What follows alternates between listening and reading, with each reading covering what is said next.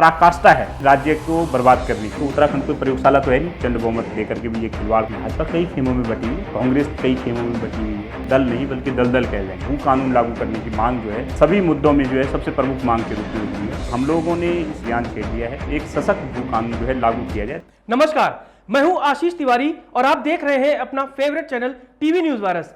दर्शकों, बीते 2-3 दिनों की बात करें तो हमारे जो दर्शक हैं जागरूक उत्तराखंड के, वो लगातार मांग कर रहे हैं कि उत्तराखंड में जो भू कानून को लेकर इस वक्त बातें चल रही हैं उस पर कुछ खबरें बनाई जाएं, उस पर रोशनी डाली जाए कि आखिर जब चुनाव करीब आ गया है 2022 का और एक नई सरकार बन चुकी है यहां पर धामी सरकार, और युवाओं की बात हो रही है, तो अब बात होनी चाहिए भू कानून की। आखिर ये भू कानून है क्या जो कश्मीर में लागू है, पड़ोसी राज्य हिमाचल में लागू है, और अब बड़ी प्रमुखता के साथ मांग उठ रही है कि भू कानून एक सख्ती के साथ लागू किया जाए। आखिर है क्या ये? इसके लिए जरूरी है हम उन लोगों से बात करें जो इस विषय में एक्सपर्ट हैं, जिनकी गहरी नजर है इस कानून पर और जो लगातार खुद मांगे उठाते रहे हैं। ऐसे में एक नाम आता है, यूकेडी के एक तेज तर्रार नेता हैं, राष्ट्रीय प्रवक्ता भी हैं और भू कानून के साथ साथ जो पत्रकारिता के लिहाज से बात करें गहरी नजर रखते हैं, शिव प्रसाद सेमवाल जी हमारे साथ हैं। सर, आपका स्वागत है हमारे स्टूडियो में। आखिर ये भू कानून की अचानक क्यों मांग उठने लगी, जबकि उत्तराखंड में कई मुद्दे हैं? जून 2018 में त्रिवेंद्र सिंह रावत जी जब सीएम थे तो उन्होंने पहले पर्वतीय क्षेत्रों में असीमित खरीद को ओके कर दिया। उसके बाद मैदानों में भी जो है उन्होंने जो किसी भी तरीके की रोक थी ज़मीनों पे वो हटा दी। दूसरा, इससे पहले गैरसैंण जो हमारी प्रस्तावित राजधानी है वहाँ भी ज़मीन की खरीद फरोख्त पर रोक लगी हुई थी, उसको भी त्रिवेंद्र सिंह रावत जी ने सबसे पहले ख़त्म कर दिया। तो ये एक तरीके से पराकाष्ठा है किसी भी राज्य को बर्बाद करने की। तो हम लोगों के जो युवा हैं, उत्तराखंड क्रांति दल के जो यूथ हैं, इन्होंने फिर इसको लेकर के जन जागरूकता मुहिम शुरू की। इंस्टाग्राम पे, सोशल मीडिया पे, फेसबुक पे, ट्विटर पे, जहाँ भी हमारी पहुंच हो सकती थी हमारे युवाओं के, सबने जन जागरूकता इस पे फैलाई और सभी लोगों को इस मुद्दे पे एकजुट किया, जिसका नतीजा आप देख रहे हैं कि आज जो है ये भू कानून लागू करने की मांग जो है सभी मुद्दों में जो है सबसे प्रमुख मांग के रूप में उभरी है। और हम लोगों ने इसके लिए बाकायदा चरणबद्ध ढंग से अभियान छेड़ दिया है। भू कानून की लागू करने के लिए जो हमारे पहाड़ के जो संगीतकार हैं, जो गायक हैं, गीतकार हैं, उनका भी समर्थन मिल गया है। उन्होंने भी कुछ गीत इस पे बनाए हैं। बाकी हम लोग लगातार एक प्रेशर ग्रुप के रूप में सरकार पर दबाव बना रहे हैं कि जो सरकार ने भू कानून ख़त्म किया है, भाजपा सरकार ने, उसे इस चुनाव से पहले पहले वापस रिवाइव किया जाए और एक सशक्त भू कानून जो है लागू किया जाए, ताकि जो उत्तराखंड की जो पहचान है, जिस चीज़ के लिए हमने उत्तराखंड बनाया था, जिन मुद्दों को लेकर के, अगर असीमित खरीद फरोख्त शुरू हो जाएगी फिर तो उत्तराखंड का कोई मायने नहीं रह जाएगा, उत्तराखंड की पहचान नहीं बचेगी। और जो यहाँ के लोग हैं वो जब पलायन कर जाएंगे, उनके कदमों के नीचे से कोई ज़मीन खिसक जाएगी, तो जो रही सही पहचान है, अस्मिता का संकट है, संस्कृति का संकट है, ये सब चीज़ें जो है ख़त्म हो जाएंगी। आपको लगता है कि जो भू कानून का है ये कहीं ना कहीं सियासत की वजह से चर्चाओं में रहेगा, नई सरकार बनेगी और ये नेपथ्य में चला जाएगा? आखिर इस कानून को बनाने की जो मांग है ये कहां तक आप ले जाएंगे? इस कानून की बनाने की मांग आप ये लगा लीजिए कि ये मुद्दा आज की डेट में एक ऐसा मुद्दा हो गया है कि इसे उत्तराखंड क्रांति दल ने इसको इस पैटर्न पे ले आए हैं आज की डेट में कि किसी भी राजनीतिक दल के लिए इस मुद्दे को नेग्लेक्ट करना, इस मुद्दे को से बचना जो है नामुमकिन है। और इस मुद्दे को हम लोग इस बात में सफल रहे हैं, आने वाले समय में आप देखिएगा कि हर राजनीतिक पार्टी, चाहे वो दिल्ली वाले कोई भी दल हों या क्षेत्रीय दल हों, उन सबको भू कानून का मुद्दा अपने मैनिफेस्टो में लाना ही पड़ेगा, अपने संकल्प इस पर जाहिर करना पड़ेगा कि अगर उनकी सीटें जीतती हैं, उनके विधायक आते हैं, उनकी सरकार आती है, तो वो भू कानून को लागू करने के लिए क्या करेंगे। तो हमने एक मुख्य मांग के रूप में अब उनके मैनिफेस्टो में इसको शामिल कराया है। ये उत्तराखंड क्रांति दल की एक बड़ी जीत है। दूसरी बात है कि जहाँ तक अन्य मुद्दों की बात है, जो भी मुद्दे हैं, चाहे पलायन है, चाहे रोजगार जो आप गिना रहे थे, ये सभी के सारे मुद्दे जो हैं भू कानून से ही संबंध रखते हैं। अगर भू कानून के कारण, लागू होने के कारण, अगर किसान के पैर के नीचे, गाँव के पैर के नीचे अगर ज़मीन बची रहेगी तो रोज़गार भी कर सकेगा, और अगर ज़मीन रहेगी तो पलायन भी नहीं करेगा, और अगर ज़मीन रहेगी तो एक अच्छी चकबंदी से जो है उनके खेतों को एक अच्छी स्थिति में लाया जा सकता है। लेकिन ये चकबंदी से लेकर, बंदोबस्त से लेकर, ये चीज़ें तभी तो हो पाएंगी जब ज़मीन रहेगी। जब ज़मीन ही नहीं रहेगी तो किसानों के पास किस चीज़ में रोज़गार करेंगे, फिर तो पलायन ही करेंगे। तो अगर रोज़गार की शर्त हो या पलायन न करने की बात हो तो ये तभी हो सकता है जब किसान के पास, आम आदमी के पास उसकी ज़मीन बच सके। अगर भू कानून लग भी गया, आ गया, सख्ती से बन गया, तो भी अगर यही निजाम रहा तो आपको लगता है किसानों को फायदा होगा, क्षेत्र की जनता को फायदा होगा? देखिए, फिर कानून बनने का फायदा क्या कि अगर अंदर के ही लोग मिले होंगे? देखिए, अगर भू कानून एक बार लागू हो गया तो कम से कम जो बाहर के लोग हैं वो औने पौने दाम पे ज़मीन नहीं खरीद पाएंगे, और जब ज़मीन नहीं खरीद पाएंगे तो भाई जो विकास योजनाएं होंगी वो उन्हीं ज़मीनों पे लगेगी, तो जिनकी ज़मीन होगी। या फिर अगर उनको यहाँ पे कोई प्रोजेक्ट चलाना होगा, कोई संस्थान खोलना है या कोई पर्यटन गतिविधियाँ करनी होंगी, तो उसमें उनको गाँव वालों को भी साथ में लेना पड़ेगा कि भाई उनकी ज़मीन है, तो उनको भी गाँव वालों को भी पार्टनर बनाना पड़ेगा। तो गाँव वालों को अपने साथ लेंगे तो गाँव वालों का भी विकास होगा। वरना ये क्या करेंगे, गाँव वालों से ज़मीन खरीद के और बाद में वहाँ गेट लगा के गाँव वालों को आना जाना ही बंद कर देंगे। आप ये लगा लीजिए कि भू कानून का जो सबसे बड़ा नुकसान है, एक छोटे से उदाहरण के तौर पे लेता हूँ, हिमाचल में भी भू कानून लागू है, यहाँ नहीं है। तो यहाँ पर आप ये लगा लीजिए टिहरी के चंबा और काणा ताल में लीज पे जो है सेब के बागान लगाने के लिए ज़मीनें दी गई थी।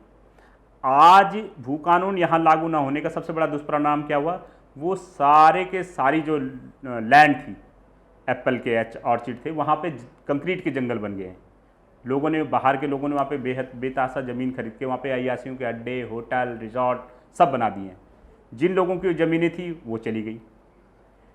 और हिमाचल में इसके विपरीत आप देख लो कि हिमाचल आज जो है सेब के मामले में देश में अपनी अंतर्राष्ट्रीय लेवल पे अपनी पहचान रखता है। ये वही हिमाचल है जो हिमाचल कभी सेब उगाने के गुर सीखने के लिए उत्तराखंड आता था। पत्रकार के नजरिए से हम आपसे पूछें, दो सरकारें आई और चली गई, त्रिवेंद्र सरकार की और तीरथ सरकार की, अब है धामी सरकार। छोटे से चंद मिनटों सेकंडों में आप हमें बताएं, तीनों मुख्यमंत्री एक ही पार्टी के बने, क्या क्या क्वालिफिकेशन लेके वो आए थे और किन किन नंबरों पर, किन किन मुद्दों पर वो फेल हो गए? त्रिवेंद्र, तीरथ और अब धामी। त्रिवेंद्र सरकार को, त्रिवेंद्र जी को जो सीएम बनाया गया था, उनको बनाया गया था बदलाव के लिए। आपने देखा होगा कि जब उन्होंने पहली बार चुनाव अभियान शुरू किया था 2017 से पहले, तो वो था परिवर्तन। तो बदलाव की बात कह करके सत्ता में आए थे, प्रचंड बहुमत दिया था उन्हें, लेकिन वो बदला लेने में उन्होंने 4 साल निकाल दिए। उन्होंने चुन चुन करके लोगों से बदला लिया, चाहे पत्रकारों से हो, चाहे अपने राजनीतिक प्रतिद्वंदियों से हो, चाहे ब्यूरोक्रेसी से हो। बदला लेने में ही उनके 4 साल निकल गए और बाद में उनके आकाओं ने उनको बदल लिया। दूसरा नंबर आप लगा लीजिए तीरथ सिंह। तीरथ सिंह जी तो 100 दिन में समझ भी नहीं पाए, उनके तो 100 दिन जो है अभिनंदन और फूल मालाओं में और कोरोना काल में निकल गए। उन्होंने ये 100 दिन में आप लगा लीजिए कि त्रिवेंद्र सरकार के जो 4 साल बेमिसाल थे, उनको रबर से मिटाने में लगा दिए। वो ढंग से मिटा भी नहीं पाए थे कि वो खुद मिट गए नक्शे से। अब ये धामी हैं, धामी साहब आए हैं, धामी की धमक देखिए आप, कुछ दिन इनका एनालिसिस कीजिए। ये सबसे युवा विधायक हैं। धामी जी तो युवा विधायक है और एक पत्रकार के नाते आपने उनको कवर भी किया है, बातें भी की हैं, आपके मित्र भी हैं। धामी जी लगता है कि इन दोनों से बेहतर साबित होंगे? बेहतर साबित होंगे 2 अर्थों में हैं कि अगर पुरानी लीक पे नहीं चले, पुराने तौर तरीके से नहीं चले, तो अपने नए अनुभवों से हो सकता है कि इनके लिए कुछ बेहतर काम करें। लेकिन अपने ट्रायल और एरर के बेस पे ये जब तक मुझे लगता है कि कुछ बेहतर करने की स्थिति में आएंगे, तब तक इनका समय समाप्त हो चुका होगा न। और जिस एक्सपोजर की, ब्यूरोक्रेसी से काम लेने की, जिस टैक्टिक्स की उम्मीद एक हम मजे हुए एक एक्सपोजर वाले राजनीति से कर सकते हैं, इनको अपनी गलतियों से ही सबक लेना पड़ेगा।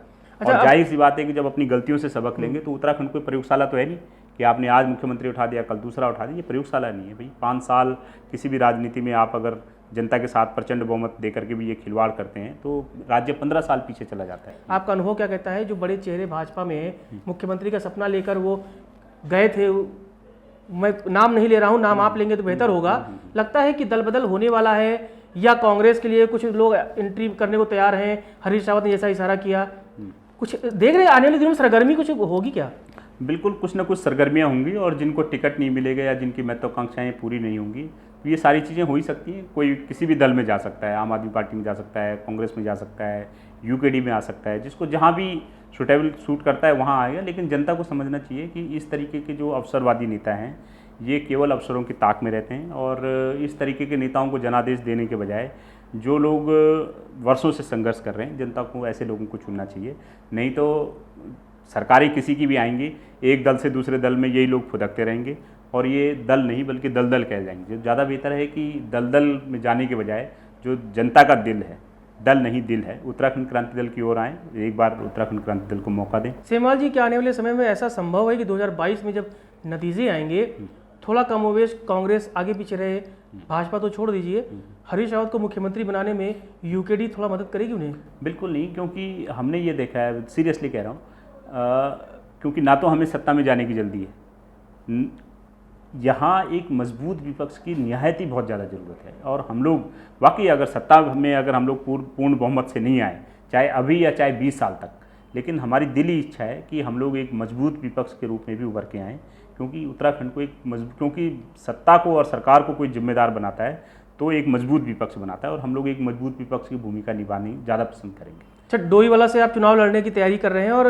लगातार जनता के बीच जा रहे हैं, लगता है आपको कि त्रिवेंद्र सिंह रावत जी के हराने में आप सफल हो जाएंगे और उनका जो एक ऑरा है पूर्व मुख्यमंत्री का, आप हरा देंगे? मैं किसी को हराने के लिए विधानसभा में नहीं हूँ, बल्कि मैं अपने लोगों का दिल जीतने के लिए विधानसभा गया हूँ। और जिस तरीके से पब्लिक का हमें प्यार और जिस तरीके के उनके रिएक्शंस मिलती हैं, तो उससे तो वो तो बोलते हैं कि भाई अगर इनको प्रधान और पार्षद का भी चुनाव लड़के दिखा लें एक बार, तो फिर हम इन्हें बता देंगे आने वाले समय में। खेमे में बट गई है भाजपा? भाजपा कई खेमों में बटी हुई है, खास करके डोईवाला विधानसभा में तो खेमे खेमे हैं। कांग्रेस कई खेमों में बटी हुई है, लेकिन उत्तराखंड क्रांति दल की ओर से हम लोग किसी खेमेबाजी में विश्वास तो करते नहीं है। हमारे ये कहना है कि भाई अगर हम आज भी जनता के लिए हित में, आप देखते होंगे कि हम एक एक मुद्दा जनता का उठाते हैं, जनता के संघर्षों में साथ रहते हैं, सड़कों पर संघर्ष कर रहे हैं। कल अगर जनादेश मिला तो सदन में भी संघर्ष करेंगे, और सरकार में रहने के बजाय किसी भी तरीके से हमारी पहली प्राथमिकता वाकई जनता के मुद्दों के लिए विपक्ष में रहने की होगी।